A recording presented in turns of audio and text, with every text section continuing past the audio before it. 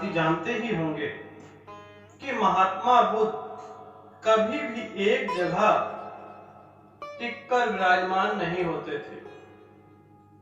यूं कहें कभी भी एक जगह नहीं रुकते थे। वह चलते फिरते और मांगते खाते रहते थे। जो भी उन्हें भिक्षा के रूप में मिलता था वह उसका भोग करते थे और कुछ दिन पश्चात वह नगर छोड़ दिया करते थे। एक बार की कथा है कि महात्मा बुद्ध अपने नगर से दूसरे नगर जाने की तैयारी कर रहे थे। वहां पर उन्हें उपहार स्वरूप राजा, महाराजा, गरीब से लेके अमीर तक सभी व्यक्ति विराजमान थे और उन्हें उपहार स्वरूप कुछ ना कुछ जरूर देना चाहते थे कि यह हमारी याद में महात्मा बुद्ध याद रखें और हमें सुख शांति समृद्धि का वास करें।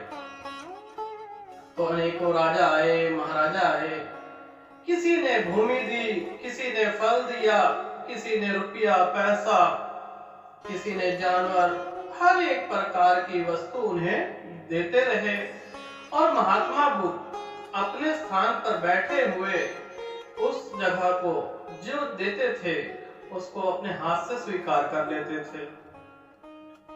यह बात एक बुढ़िया को पता चली जो बहुत वृद्ध थी और जो कि जंगल में रहा करती थी।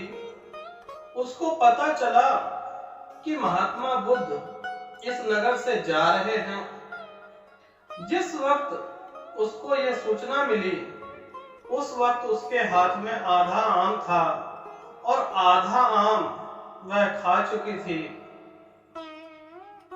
अब उनकी इच्छा थी कि मैं भी महात्मा बुद्ध को कुछ उपहार दूं जिससे मेरा जीवन भी सफल हो जाए,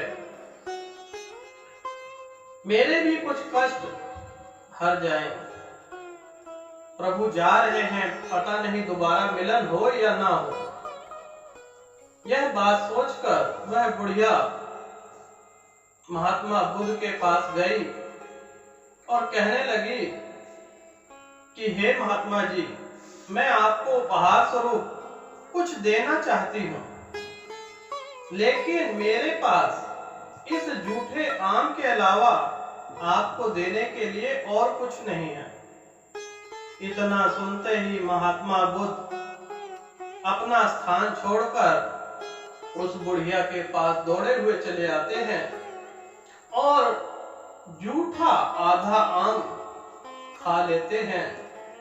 यह देखकर वहां पर विराजमान राजा, मंत्री, संतरी सभी पूछते हैं कि महात्मा जी, हमने इतने आपको उपहार दिए, कीमती उपहार दिए, आपने अपने स्थान पर बैठकर वहीं से आपने स्पर्श कर दिया,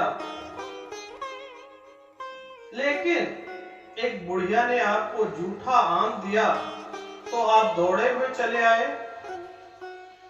तो महात्मा बुद्ध कहते हैं कि उसने अपनी पूरी संपत्ति मुझे सौंप दी, उसके पास और देने को कुछ नहीं था।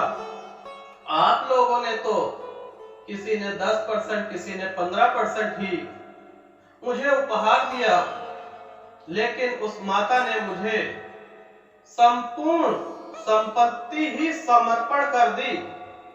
तो बताइए सबसे बड़ा दान क्या है? यह बात सुनकर वहां पर राजा, संतरी, मंत्री सभी की नजरें झुक गई कि महात्मा बुद्ध कितने ज्ञानी और हैं। और इस बात से हमें क्या शिक्षा मिली कि आज भी हम लोग जरा सा दान करते हैं तो फोटो खिंचवाएंगे, अखबार में, न्यूज़पेपर में डाल देंगे। दान वह है जो किसी इच्छा से न दिया गया। कहने का अर्थ है निस्वार्थ दान करेंगे तो प्रभु दौड़े हुए चले आएंगे, आपका जूठा भी खा लेंगे। माता सबरी के जूठे फल खाने के लिए भगवान श्री राम किस प्रकार से जूठे भोज का फलों का भोग लगाते हैं, यह तो आप लोग जानते ही होंगे। तो श्रद्धा से पुकारिए भगवान को, दौड़े हुए चले आएंगे। वह तो न 56 भोग के भूखे हैं और ना मेवा मिष्ठान के, वह तो प्रेम के भूखे